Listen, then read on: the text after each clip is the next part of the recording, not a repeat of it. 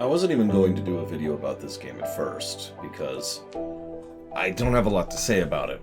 But I decided in the end, first of all, I owed it to Man with Yield, who pretty much funded this game by himself, or theirself. And second of all, I wanted to make sure that, I don't know, I don't exactly have the largest audience in the known universe, but I wanted to kind of do just a little bit of signal boosting to get more people aware of this game. See, this game, well, it has a little bit of the Deep Impact syndrome. Okay, so we're going to make a top-down ARPG, okay? It's going to involve going into dungeons and fighting monsters and having cool spells and abilities. It'll be sweet. And it came out, and it's coming from a well-respected brand and company, Westwood, of course. So we've got all the makings of a great hit. But 5 months later, Diablo 2 came out. And that, as they say, was that. For those of you who don't remember, D2 was what we call a smash hit. I've talked a lot about how a lot of gaming companies seem to not understand what game sales actually are or mean. You know, looking at hundreds of thousands of moved units as a bad game, for example. And we've talked about the specifics and the nuances of what that means and how it can be applied in what eras, for what genres, etc., etc. But then there's smash hits, which are just... And that was D2. So that's probably why you've probably never heard of this game before. In fact, when I go to look up information in this game, I keep frustratingly finding information on other games. There are characters, or units, or strategies, or whatever for other games, and there's other games named Nox. It actually took me a while to even find the Reddit on this game, and even that was almost entirely focused on the multiplayer aspect of things. So I don't have a lot of behind-the-scenes info for you. What I do know is that this was a bit of a pet project by several people inside of Westwood for about 5 years. And once they finally pushed it out, well, you can kind of tell. Because while this game didn't actually score all that well, it's yet another game that falls into that particular category of unique games. This is something that's been coming up a lot this year in particular, because a lot of the games that I've been streaming this particular year have been particularly particular. Sorry, I'm quite tired. Have been. Tonight I'm going to try to go to bed at a decent time, I swear to God. This year we've been streaming a lot of peculiar games, is what I was trying to say. Games that aren't really all that good, in my opinion, of course, but are very unique. They do something different, or they are presented differently, or they have a cool mechanic, or they let you play Tomb Raider in Star Wars, or whatever, right? Maybe you're playing a dog who's made of paint. Maybe you're running around as a papier-mâché girl who's trying to escape a nightmare-scape. There's all sorts of games we've covered this year, which have been very unique. And as I've noticed many, many times, in general consensus and general consciousness, more people tend to fondly remember unique games than good games. Now, that's not to say that the two are mutually exclusive, but you get what I mean when I say that, right? This is a unique game. It is an okay game in terms of quality. I will say this, I'm not going to talk about the story at all, because I have nothing to talk about. Oh, don't mistake me, there's some decent visual presentation going on with doodad usage, and the NPCs running around, and some of the voice acting is delightfully cheesy. But that's kind of it, as far as the narrative. If you're looking for a deep narrative in your game, this is not it. This is effectively a dungeon crawler, but a unique one. So, let's talk about gameplay, shall we? You start off, you can pick one of 3 classes. You can be the warrior, which is the boring one, the conjurer, which is cool, and the wizard, which is insane. Now, the way this works out is it's a top-down ARPG, which has heavy dungeon crawling elements to it. There's some dungeon design, there's some puzzle design. There's some really cool stuff later on with laser puzzles. I won't bore you with that. But for the most part, that's the overwhelming bulk of the game. Like 98% of the game is that. But they do good on most aspects of that. Almost every one of the initial dungeons was something I was impressed by in terms of its design and its structure. They clearly thought out what you would have access to when and where and how. The Conjurer is the one I know the most. I can talk about right off the top of my head, which is where you're given access to, being able to charm this type of enemy. And then you are given access to that type of enemy in the next dungeon, but also this other type of enemy, which you have to fight and deal with for a bit, while there are strategically placed mana crystals and other ways to recover.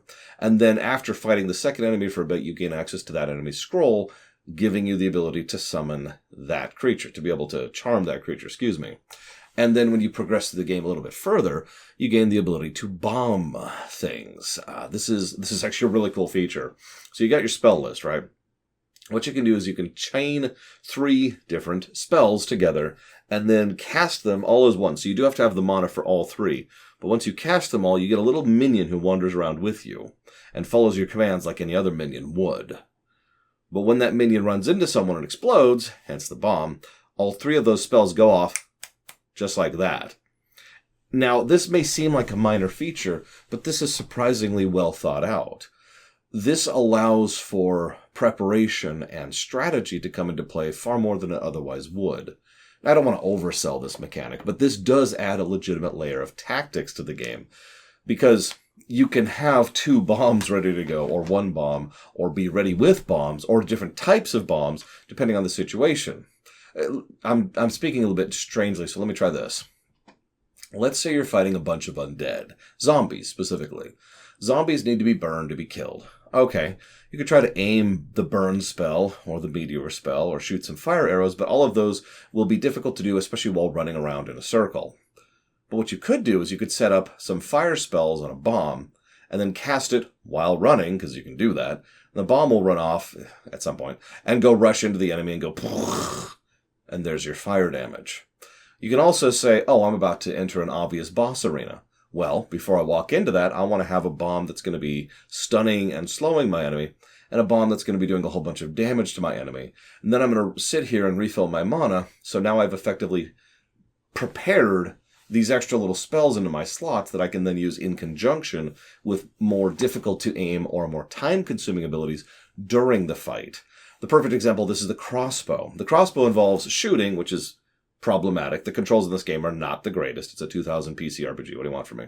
So you can shoot, but even if you don't hit, or whether you hit or not, you're literally stun-locked for about 1.5 seconds as you reload the crossbow. Now, that's extraordinarily dangerous in any boss fight, because 1.5 seconds is more than enough time for them to get up to you and kill you, because most things in this game can 1 or 2 shot you. That's another flaw of the game. The game devolves into rocket tag very quickly. But with those bombs, you can slow the enemy and stun the enemy, and then shoot, reload, and then run off and get another bomb ready to go, and so forth and so on. The wizard gets something similar. They gain the ability to drop traps on the ground. Not as useful overall, because the traps have to stay on a single spot, but at the same time technically much more useful, because the wizard's spell array is so much higher. Wizards have access to tons of ridiculous and overpowered spells, including the all-important Mark and Recall that some of you might remember from Morrowind. So wizards can do a lot of stuff. It's very enjoyable on that front. Warriors gain a couple of abilities. The charge is certainly fun, but otherwise I would say are probably the most boring. The irony is Warrior's probably the easiest overall playthrough, because that armor is just ridiculous, and you go from having to run around and barely getting one-shot by everything to just killing them because you can, but whatever.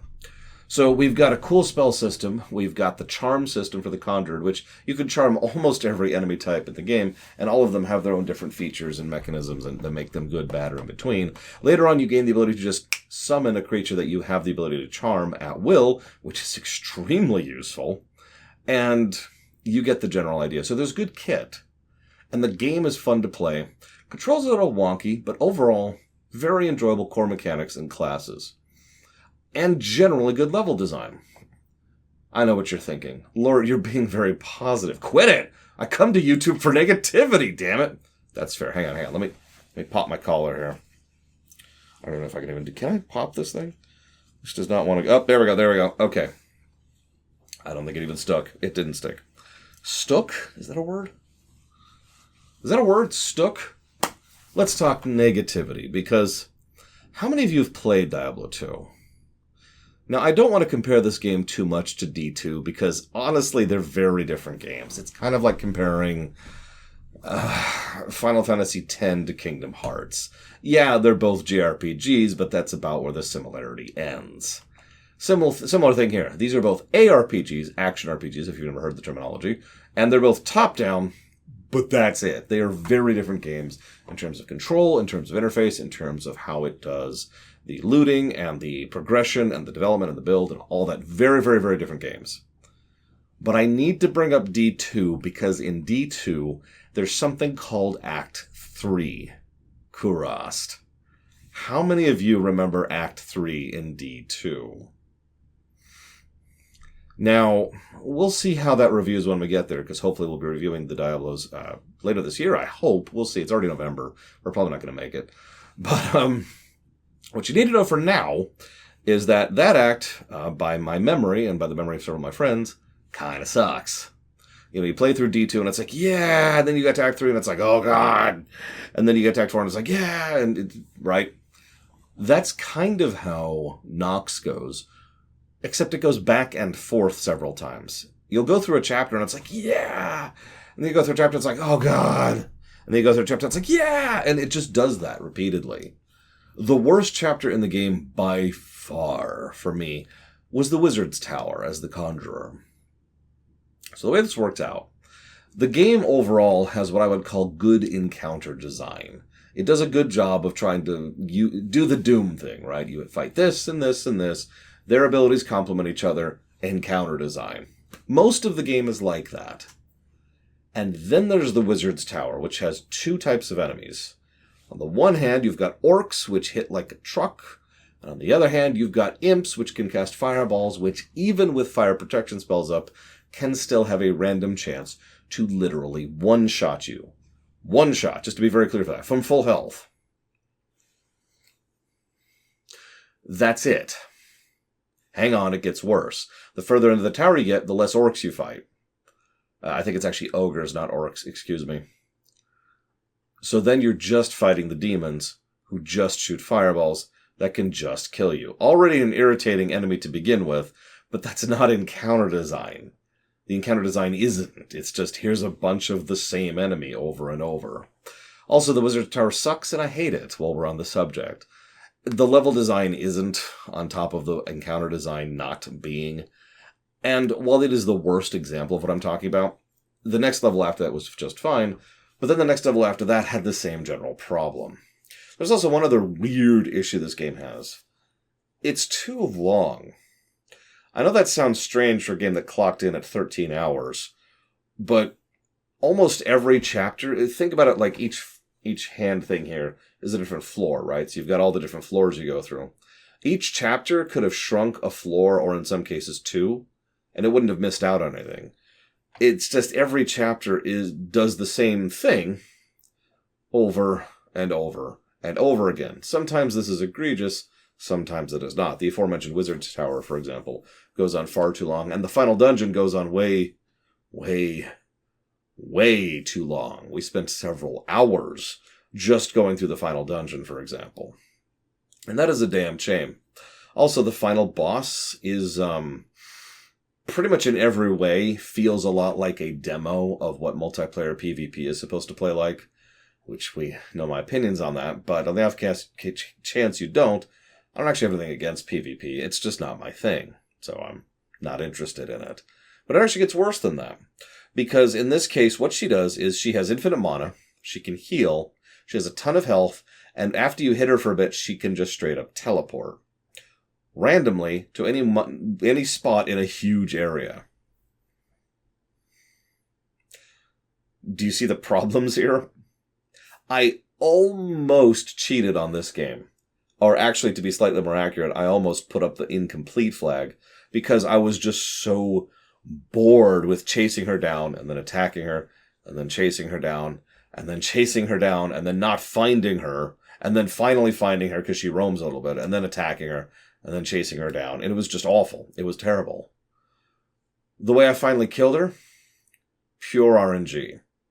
I happened to show this on the very last VOD, you'll see this. I happened to walk up to her and just blasted her face off and got lucky enough with my damage rolls to kill her before she was able to teleport. That's it. And that's kind of all I have to say about the game, which, like I said, is a bit of a shame. It's a very unique game, and I do recommend that if you have a chance to try it, you give it a shot. It is very cheap over on GOG, which is the version I was playing, which is also the only version I could get running. And I don't know what else to add to that.